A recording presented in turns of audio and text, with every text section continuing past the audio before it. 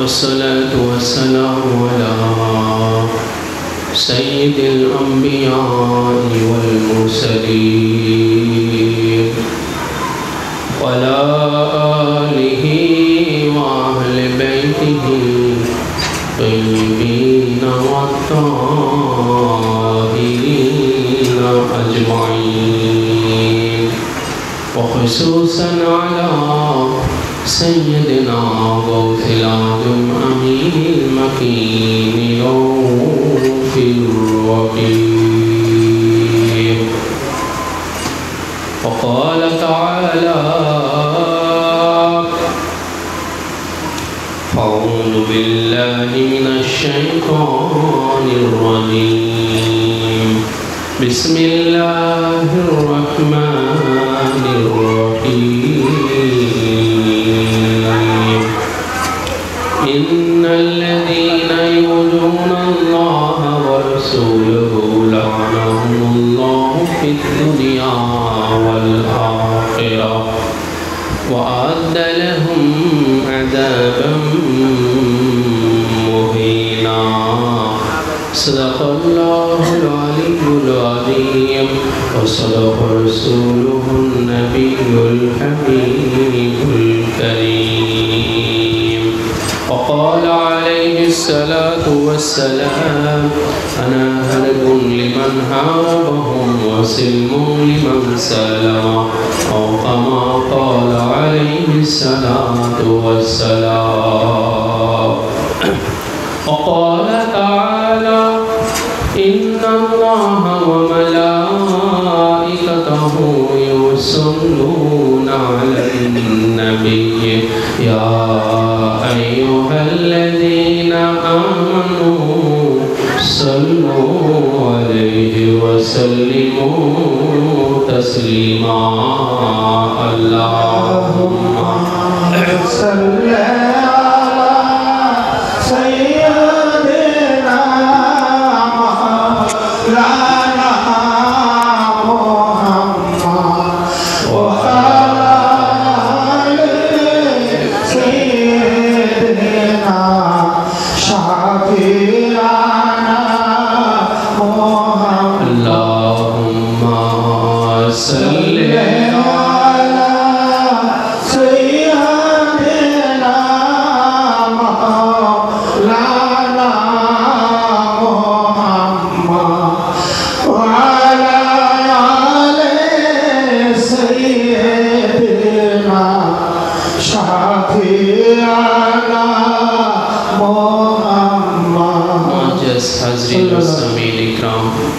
आशिक़ाने व मुहिबाने मुस्तफ़ा व अहले बैत मुस्तफ़ा व जदरान शुहदाए करबला उपस्थित इमाम भक्तगण शुहदाए करबलार आशिकीनगण दूर दूरान्त होते आगत एवं अत्र एलाका होते समवेत आपनादेर सकलेर प्रति जानाई पवित्र माहे मुहर्रम এই মাহে আজাই শোকের মাসের সমবেদনা শুহাদায়ে কারবালার শাহাদাত পাকের সমবেদনা জ্ঞাপন করছি। আজ ঐতিহাসিক হৃদয় বিদারক তেসরাই মুহররমুল হারামের রজনী, এই পবিত্র রজনীতে শুহাদায়ে কারবালার স্মরণে আয়োজিত এই মাতম পাকের এই মজলিস পাকের আমরা উপস্থিত হতে পেরে নিজেদেরকে সৌভাগ্যবান মনে করছি। আল্লাহ পাক তার দিনের রক্ষাকারী, দিনের আশ্রয়দাতা ইমাম আলী মাকামের এই মজলিস পাকে আমাদের প্রত্যেকের হাজিরাখানা কবুল মঞ্জুর করুন, আমিন। আজকের এই দিনের প্রেক্ষাপট কারবালার ময়দানে যেটা হয়েছিল 61 হিজরিতে, সেটা হলো এই ইমাম আলী মাকাম ওলা হুসাইন আলাইহিসসালাম যখন দুশরাই মুহররমুল হারামে কারবালা পাকে যখন তিনি স্থায়ীভাবে ওখানে অবস্থান নিলেন, যেটা কুফাবাসীর কারোই এটা ধারণাও ছিল না তাদের যে হুসাইন ইবনে আলী আলাইহিসসালাতু ওয়াসসালাম তিনি কারবালা নামক জমিনে তিনি অবস্থান নেবেন। এটা কুফাবাসী, কুফার গভর্নরের যে দায়িত্ব ছিল উবাইদুল্লাহ ইবনে জিয়াদ লানাতুল্লাহি আলাইহি, যে বরাবরই আহলে বায়তের দুশমনের অবস্থানে ছিল, সে এবং কুফাবাসী কেউই এটা আন্দাজ করতে পারে নাই যে ইমাম পাক তিনি কারবালাতে অবস্থান নেবেন। তাদের ধারণা ছিল যে হুর ইবনে ইয়াজিদ রিয়াহিকে যে 1000 সৈন্য দিয়ে পাঠানো হয়েছে, সে হয়তো যে কোনো জায়গা থেকে ইমাম হুসাইনকে গ্রেফতার করে কুফাতে নিয়ে আসবে, এটাই তাদের ধারণা ছিল। কেন না ইমাম পাকের কাফেলাতে অল্প লোক, 100 জনও না, এরকম বর্ণনা আসছে 100 জনও ওনার কাফেলাতে ছিল না। ছোট্ট একটা কাফেলা, যে কাফেলাতে দুগ্ধপোষ্য শিশুরা আছেন, ছোট ছোট বাচ্চারা আছেন, শিশুরা আছেন, বয়স্ক ব্যক্তিবর্গরা আছেন, নারীরা আছেন, মেয়েরা আছেন, সব মিলে 100 জন না। এমন একটা নিরস্ত্র কাফেলা, মুসাফির কাফেলাকে 1000 সৈন্য পাঠানো হয়েছে। তাদের ধারণা ছিল যে ইমাম হুসাইনকে যে কোনো জায়গা থেকে গ্রেফতার করে কুফাতে তো ওনাকে হাজির করা হবে, এটাই হয়তো তারা আশা করেছিল।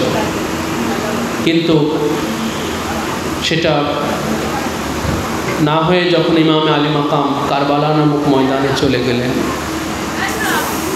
তিনি কুফার উল্টা দিকে চলে গেছেন। কুফার প্রবেশের যেই মেন রাস্তা, সেই জায়গাতে সে একটা পয়েন্ট আছে, কুফা শহরে ঢোকার একটা নির্দিষ্ট একটা জায়গা আছে, ওই জায়গাতে আসতে হয়। ওই জায়গাতে এসে পরে কুফার দিকে অগ্রসর হতে হয়। ইমাম পাক সেই জায়গাতেও আসছেন। সেই জায়গাতে আসার পরে এবারে কুফার উল্টা দিকে চলে গেছেন। কুফার দিকে আর না গিয়ে কুফার উল্টা দিকে চলে গেছেন। কুফার উল্টা দিকে গিয়ে পরে কারবালায় পৌঁছেছেন। কারবালাতে গিয়ে যখন ইমাম পাক চূড়ান্তভাবে যখন উনি অবস্থান নিলেন, তখন এই খবর চলে গেল কুফাতে।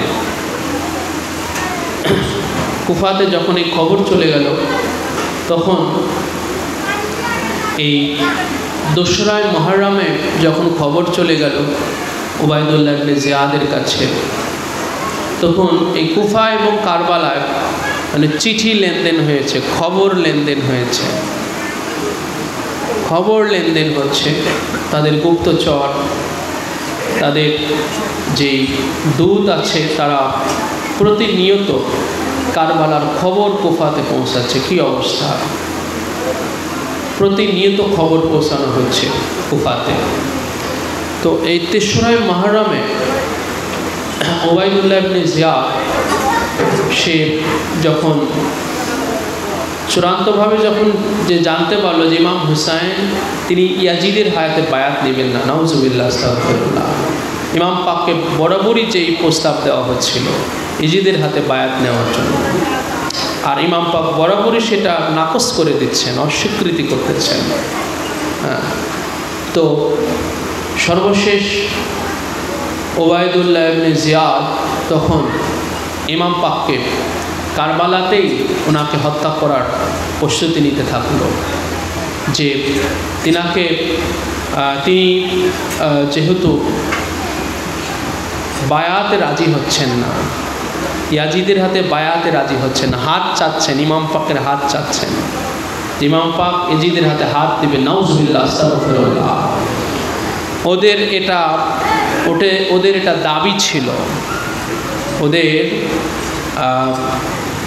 এটা দাবি ছিল, ইয়াজিদের এটা দাবি ছিল যে মওলা হুসাইন ওদের বশ্যতা স্বীকার করবে। কিন্তু ইমাম পাকের পক্ষে তো সেটা কখনোই সম্ভব ছিল না। তো এটা যখন তারা চূড়ান্তভাবে বুঝতে পারলো, তখন তারা ইমাম পাককে, তিনি যে জায়গাতে অবস্থান নিয়েছেন ওখানেই ওনাকে হত্যা করার প্রস্তুতি নিতে থাকলো তারা, যে ওখানেই ওনাকে হত্যা করা হবে। তো যেহেতু উনি হাত দিলেন না, এজিদের পক্ষ থেকে এই খবরও আসছে দামেস্ক থেকে, এই মূল মালাউনটা ইয়াজিদ ইবনে মুআবিয়া লানাতুল্লাহি আলাইহিমা,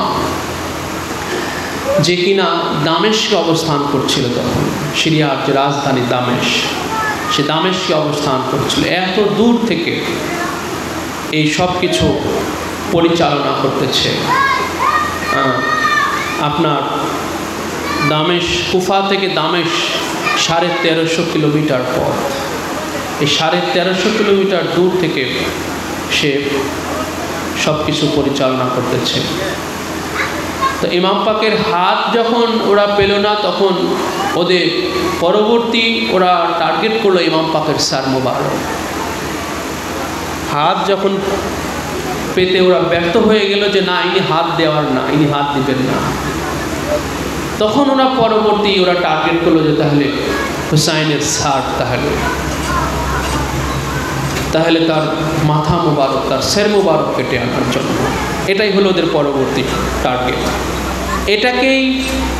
এটাকেই সম্পন্ন করার জন্য, ইমাম পাকের সার নেওয়ার জন্য তারা প্রস্তুতি নিতে থাকলো। এই 3রা মুহররম থেকে, আজকের এই তারিখ থেকে প্রস্তুতি নিতে লাগলো। সেটা কি, কুফা থেকে তারা প্রতিনিয়ত সৈন্য পাঠাতে লাগলো।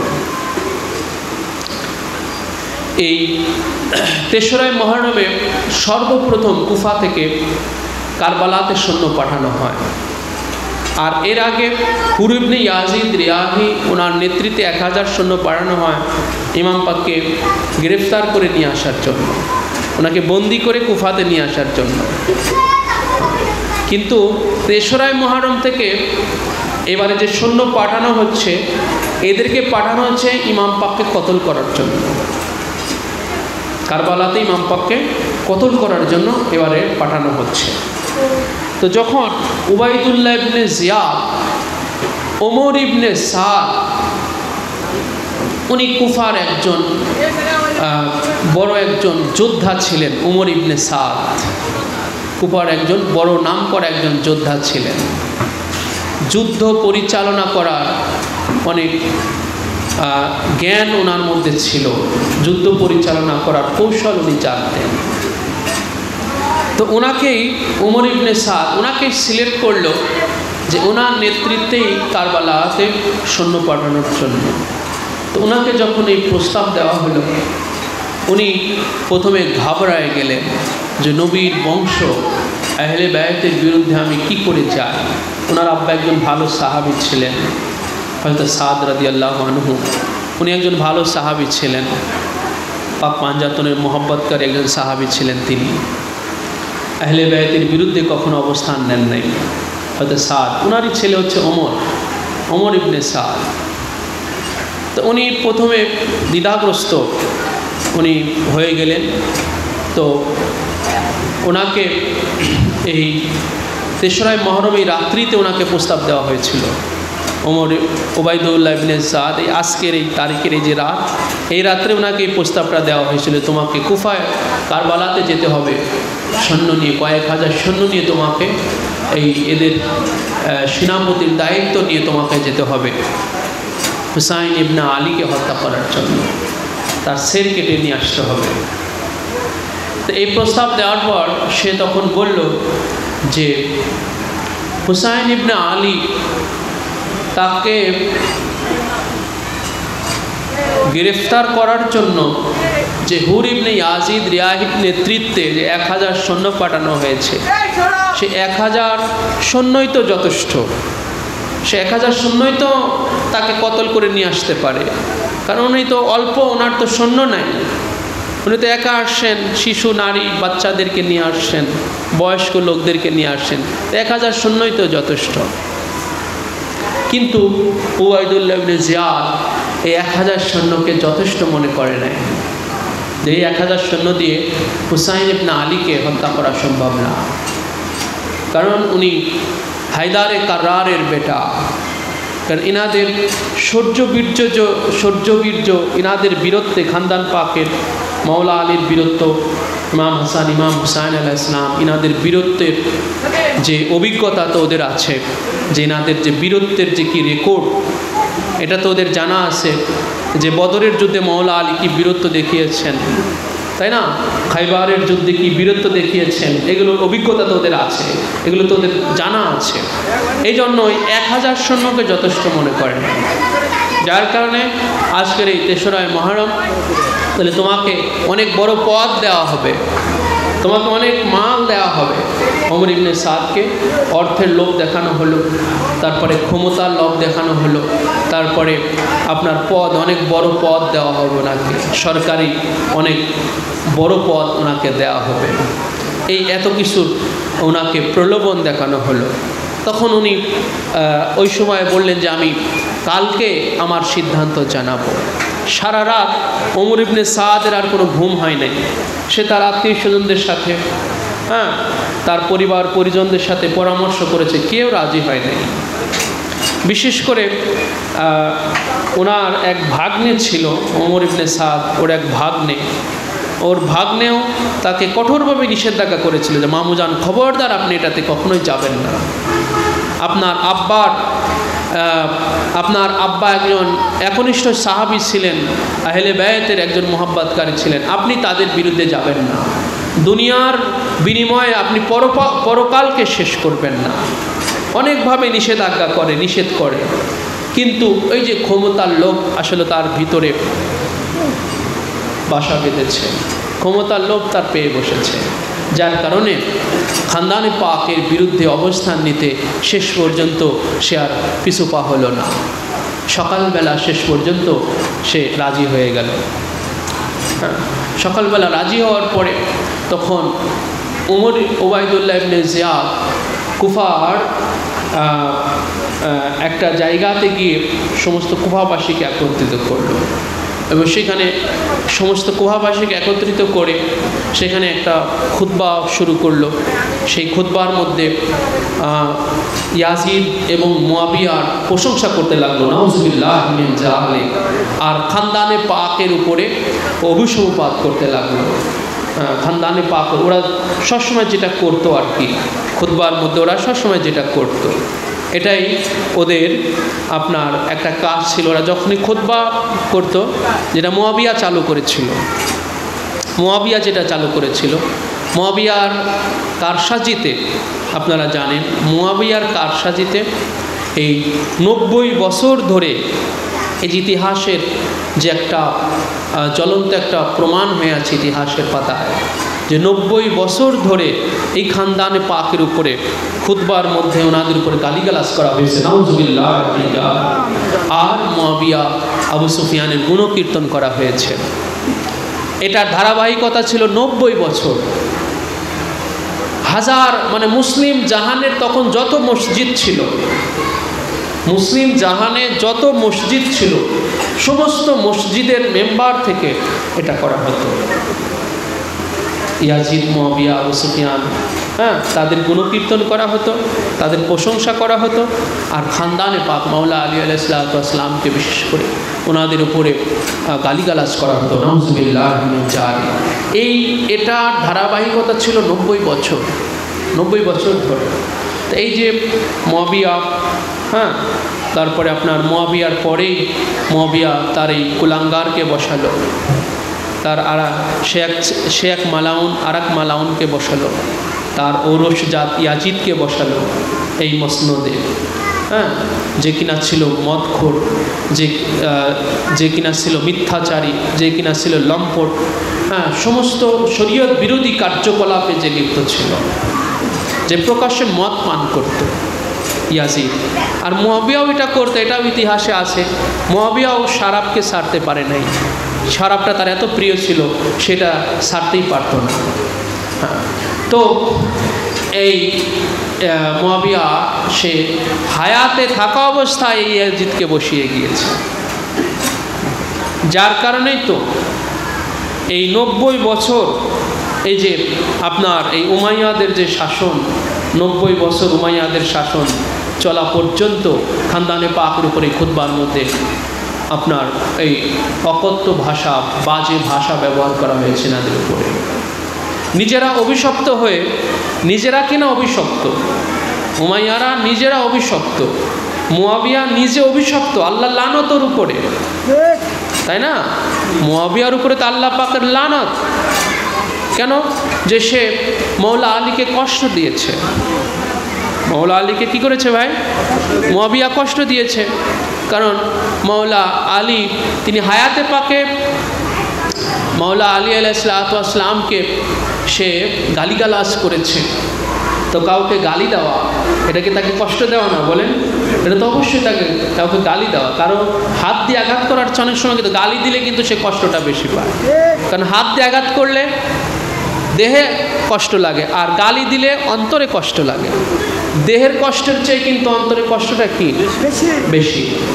তো এই যে মুয়াবিয়া মৌলা আলীকে গালিগালাজ করেছে, মৌলা আলীকে কষ্ট দিয়েছে, রসুলুল্লাহকে কষ্ট দিয়েছে, মৌলা আলীকে গালি দিয়ে স্বয়ং সে রসুলুল্লাহকেই গালিটা দিয়েছে। রসুলুল্লাহ সাল্লাল্লাহু আলাইহি ওয়াসাল্লাম তো ওনার পাক জবানে এটা ইরশাদ করেছেন যে মান সাব্বা আলিয়ান ফাকাদ সাব্বানি, যে আলীকে গালি দিল সে যেন আমাকেই গালি দিল।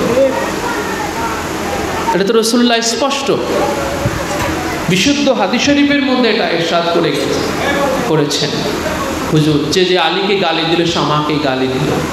তো মুয়াবিয়া এই যে মৌলা আলীকে গালি দিয়ে পক্ষান্তরে হুজুরে পাককেই গালি দিয়েছে, তাহলে হুজুরে পাককে সে কষ্ট দিল, ঠিক কিনা বলেন? হুজুরে পাককে যখন গালি দেওয়া হয়ে গেল তো হুজুরে পাক কষ্ট পেলেন। তা আল্লাহ পাক কোরআনে কি বলেছেন ভাই? ইন্নাল্লাযীনা ইউযুনাল্লাহ ওয়া রাসূলাহু লানাহুমুল্লাহু ফিদ দুনিয়া ওয়াল আখিরাহ। নিশ্চয় যারা আল্লাহ এবং আর রাসূলকে কষ্ট দেয় আল্লাহ পাক তাদেরকে এহকালেও লানত দেন, অভিসম্পাত করেন। লানাহুমুল্লাহু ফিদ দুনিয়া, আল্লাহ পাক তাদেরকে দুনিয়াতে লানত দেন, অভিসম্পাত করেন। ফিদ দুনিয়া ওয়াল আখিরাহ, এবং আখিরাতেও। এই আল্লাহ পাকের এই অভিসম্পাত এটা দুনিয়াতেই শেষ না, আখিরাত পর্যন্ত তার উপর আল্লাহ পাকের এই অভিসম্পাত চলতে থাকবে। অর্থাৎ তার যখন দুনিয়া যখন শেষ হচ্ছে, মৃত্যু তার হবে আল্লাহর অভিসম্পাতের উপরে তার মৃত্যু হবে, যেহেতু আল্লাহ পাক আখিরাত পর্যন্ত বলেছেন, তাই না? তো আপনার মৃত্যু দিতে আখিরাত শুরু হচ্ছে, এরপরে কবরের মধ্যে আল্লাহর লানত হবে তার উপরে। কবর থেকে যখন হাসর উঠবে আল্লাহ লানত নিয়ে হাসর হবে, তার আল্লাহ লানতের উপরে তার হাসর নাসর হবে। তো যার মৃত্যু, যার দুনিয়াতে যার উপর আল্লাহ পাকের লানত হলো, যার মৃত্যু হলো আল্লাহর লানতের মধ্য দিয়ে, যার কবরের জিন্দেগি অতিবাহিত হচ্ছে আল্লাহর লানত দিয়ে, লানতের মধ্য দিয়ে, যার হাসর নাসর হবে, সব কিছু তো আখিরাত।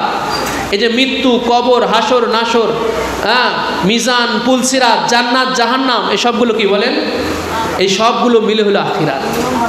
এই সবগুলো মিলে কি আখিরাত, সবগুলো মিলে হলো আখিরাত, তাই না? তো আল্লাহ পাক বললেন যে ফিদ দুনিয়া ওয়াল আখিরাহ, বলে এহকালেও তার উপর আল্লাহর অভিসম্পাত, আখিরাতেও তার উপর আল্লাহ পাকের অভিসম্পাত। আল্লাহ পাকের এই অভিসম্পাত নিয়েই তো ওরা জাহান্নামে যাবে। কারণ যার দুনিয়াতের উপরে, যার উপরে আল্লাহর লানত, যে দুনিয়াটা শেষ করলো আল্লাহর লানতের মধ্য দিয়ে, যার মৃত্যু, কবর, হাসর নাসর, মিজান, পুলসিরাত সব কিছু হচ্ছে আল্লাহ পাকের লানত, অভিসম্পাতের মধ্য দিয়ে, সে কখনো জান্নাতে যেতে পারে? সম্ভব? বলে সোজা সাপটা, সে তো জাহান্নামে তাকে ঠেলে দেয়া হবে। তো এগুলো তো ভাই স্পষ্ট ফয়সালা, এগুলো তো সাফ সাফ ফয়সালা যে মুয়াবিয়া মৌলা আলীকে গালিগালাজ করলো, যেটা আপনার ইতিহাসের পাতায় স্পষ্ট লেখা আছে।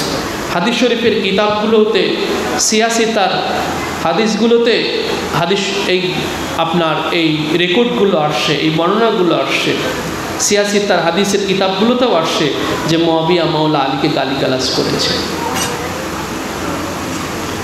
অথচ রসুল্লাহ যেখানে স্পষ্ট বলে গেলেন যে আলীকে গালি দিলে সে আমাকেই গালি দিল, তো রসুলুল্লাহকে গালি দিয়ে আল্লাহ পাকের লানতের পাত্র হলো, ঠিক কিনা বলেন? তাহলে নিজেরা মালাউন হয়ে, আমি যেটা বলার জন্য আসলে, যে মুয়াবিয়া নিজেই মালাউন মানে অভিশপ্ত, যার উপরে লানত পড়ে তাকে মালাউন বলা হয়, অভিশপ্ত হয়েছে। তো মুয়াবিয়া নিজেই মালাউন, সে নিজেই মালাউন হয়ে, নিজে অভিশপ্ত হয়ে, খানদানে পাক মাসুম যিনারা, খানদানে পাক মাওলা আলী যিনি মাসুম আছেন, নিষ্পাপ আছেন, নিরপরাধ আছেন, রাসূলুল্লাহ সাল্লাল্লাহু আলাইহি ওয়াসাল্লাম পাকের হায়াতে পাকে যদি কোনো সাহাবী কখনো মাওলা আলীর উপরে কোনো দোষারোপ করতেন, হুজুর সাল্লাল্লাহু আলাইহি ওয়াসাল্লাম তার থেকে মুখ ফিরিয়ে নিতেন আর তার উপরে রাগান্বিত হয়ে যেতেন। হুজুর বরদাস্ত করতে পারতেন না যদি কখনো কেউ মাওলা আলীর উপরে কোনো দোষারোপ করতো কোনো কারণে। আল্লাহ রসুল কখনো এটা বরদাস্ত করতে পারতেন না, কখনো না। এরকম অনেক বর্ণনা আসছে, অনেক সাহাবী অনেক সময় মাওলা আলীকে নিয়ে দোষারোপ করেছে। হ্যাঁ, হুজুরে পাক সাল্লাল্লাহু আলাইহি ওয়াসাল্লাম এটা কঠোরভাবে তাকে জবাব দিয়েছেন, কঠোরভাবে। রাসূলুল্লাহ সাল্লাল্লাহু আলাইহি ওয়াসাল্লাম এভাবে ইরশাদ করেছেন যে লা তাশুক্কু আলিয়ান, খবরদার তোমরা কখনোই আলীর উপরে শেকায়াত করো না। হুজুরে পাকের একখানা হাদিসে পাক আছে, লা তাশুক্কু আলিয়ান, খবরদার তোমরা কখনোই আলীর উপরে শেকায়াত করো না, আলীর উপরে কোনো কমপ্লেন এনো না, আলীর উপরে কখনো কোনো অভিযোগ এনো না। কেননা ফাইন্নাহু মামসুসুন ফি জাতিল্লাহ, কেননা সে আল্লাহ পাকের জাতের সাথে মিশে আছে। হুজুরে পাক সাল্লাল্লাহু আলাইহি ওয়াসাল্লাম ইরশাদ করেছেন যে সে আল্লাহ পাকের জাতের সাথে মিশে আছে। এই জন্য তোমরা কখনোই আলীকে কখনো শেকায়াত করো না, তার উপরে কোনো অভিযোগ দায়ের করো না। হুজুরে পাক এইভাবে সতর্ক করেছেন সাহাবায়ে কেরামকে। যার কারণে তো তায়েফের দিনে হুজুরে পাক সাল্লাল্লাহু আলাইহি ওয়াসাল্লাম মক্কা শরীফের তায়েফের দিনে আপনারা শুনেছেন যে তায়েফের ময়দানে হুজুরে পাককে আঘাত করা হয়েছিল। তায়েফের দিবস, তায়েফের দিনে হুজুরে পাক সাল্লাল্লাহু আলাইহি ওয়াসাল্লাম সিয়াসিত্তার হাদিস শরীফ আসছে, তিরমিজি শরীফের মধ্যে হাদিস পাক আসছে, মিশকাত শরীফের মধ্যে হাদিস পাক আসছে। হুজুরে পাক সাল্লাল্লাহু আলাইহি ওয়াসাল্লাম পাক মাওলা আলীকে ডাকলেন, মাওলা আলীকে আলাদাভাবে ডেকে মাওলা আলীর সাথে হুজুরে পাক চুপি চুপি কথা বলতে লাগলেন। আর এই কথা বলাটা অনেক দীর্ঘ হতে থাকলো, অনেক লম্বা হয়ে গেল। দীর্ঘক্ষণ হুজুর মাওলা আলীর সাথে চুপি চুপি কথা বলতেছেন, গোপনে আলাপ করতেছেন। আর ওদিকে সাহাবায়ে কেরাম আছেন। তখন ওনাদের মধ্যে একটা ঈর্ষা চলে আসলো যে আল্লাহ রসুল আমাদেরকে রেখে মাওলা আলী ওনার চাচাতো ভাই ওনার সাথে এত লম্বা আলাপ করতেছেন, এত লম্বা গোপন পরামর্শ করতেছেন, চুপি সারে কথা বলতেছেন। এইভাবে কানাঘুষা শুরু হয়ে গেছে সাহাবায়ে কেরামের মাঝে। সাহাবায়ে কেরামের যে কানাকানি শুরু হয়ে গেছে, কানাঘুষা হয়ে গেছে। হুজুরে পাক যখন এটা দেখতে পারলেন, বুঝতে পারলেন যে সাহাবায়ে কেরামের মধ্যে এরকম কানাঘুষা চলছে, যে হুজুর মাওলা আলী ওনার চাচাতো ভাইকে এরকম লম্বা করে চুপি চুপনার সাথে কথা বলতেছেন, এরকম যখন কানাঘুষা হলো, তখন হুজুরে পাক সাল্লাল্লাহু আলাইহি ওয়াসাল্লাম জালালি হালাতে হুজুরে পাক ইরশাদ ফরমালেন যে হুজুর ইরশাদ ফরমালেন যে জেনে রেখো যে আমি আলীর সাথে আমি কথা বলছি না। হুজুরে পাক সাল্লাল্লাহু আলাইহি ওয়াসাল্লাম বলতেছেন যে আলীর সাথে আমি কথা বলতেছি না, স্বয়ং আল্লাহ আলীর সাথে কথা বলতেছেন।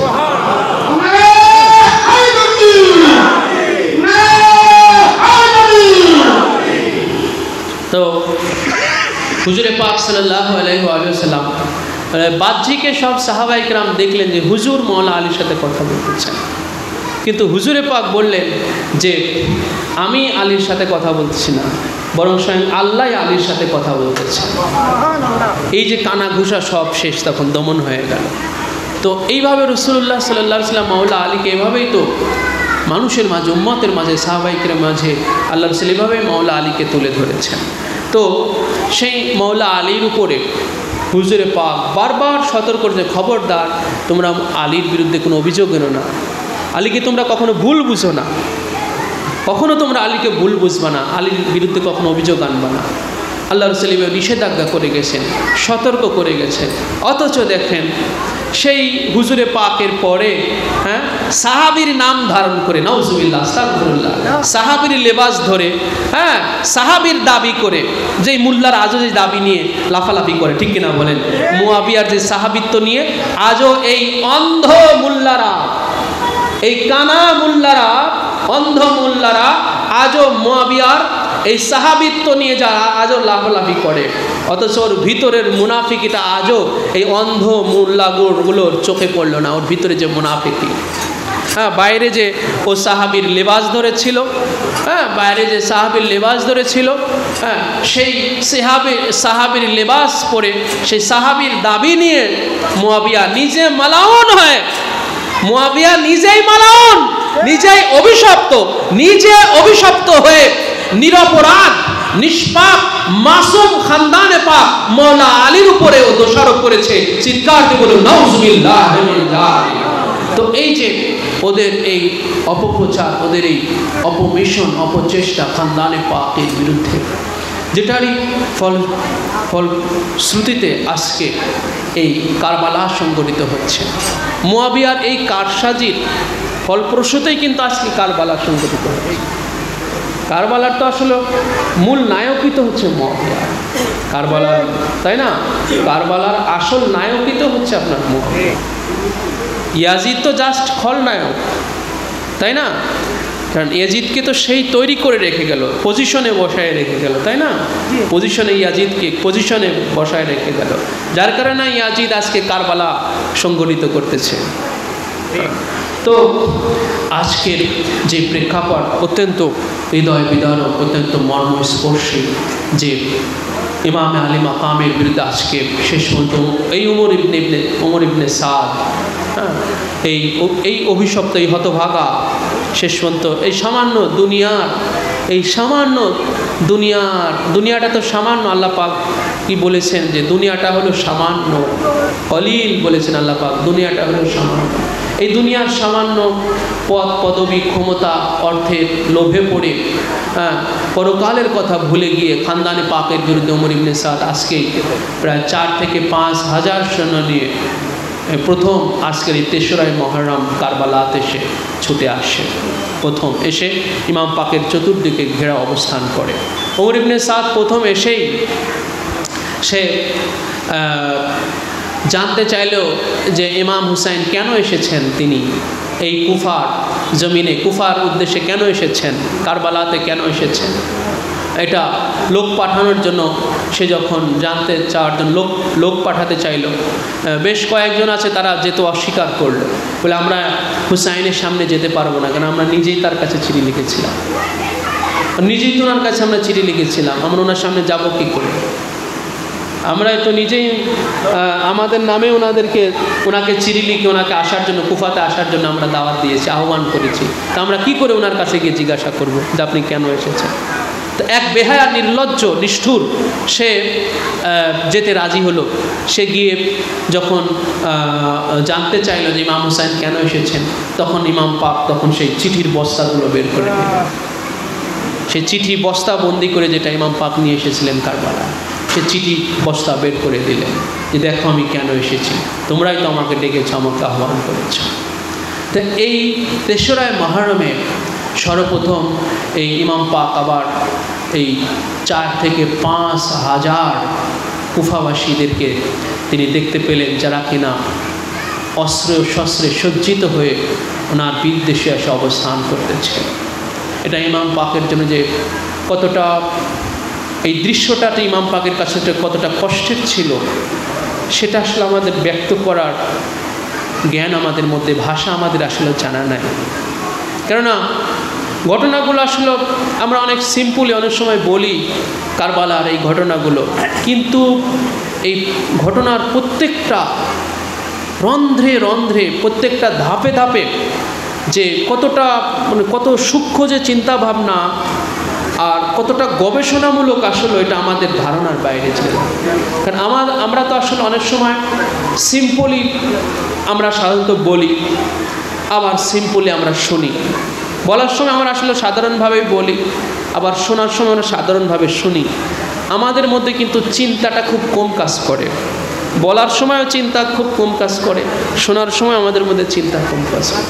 কিন্তু আমরা যদি একটু ফিকির করি, চিন্তা করি যে দেখেন আজকে এই দৃশ্যটা ইমাম পাকের কাছে কতটা কষ্টের ছিল, যে আজকে যে 5000 যে কুফাবাসীরা ইমাম পাকের বিরুদ্ধে, প্রথম হলো যে যারা কিনা ওনাকে চিঠি করেছিল দাওয়াত দিয়ে, আজকে তারাই ওনার বিরুদ্ধে যখন যুদ্ধে নেমেছে, তাহলে সেটা ইমাম পাকের জন্য কতটা, ওনার হৃদয়ের উপরে কতটা একটা আঘাত লাগলো, কষ্ট লাগলো, তাই না? এরপরে আবার যারা আসছে তারা কিনা প্রত্যেকেই রাসূলুল্লাহর লেবাস পরে আসছে, প্রত্যেকেই রাসূলুল্লাহর পোশাক পরে আসছে, সুন্নতি পোশাক পরে আসছে, প্রত্যেকের মাথায় পাগড়ি আছে বা টুপি আছে, প্রত্যেকের গায়ে রাসূলুল্লাহর সুন্নতি লেবাস আছে, মুখে দাড়ি আছে, প্রত্যেকের মুখেই কালেমা।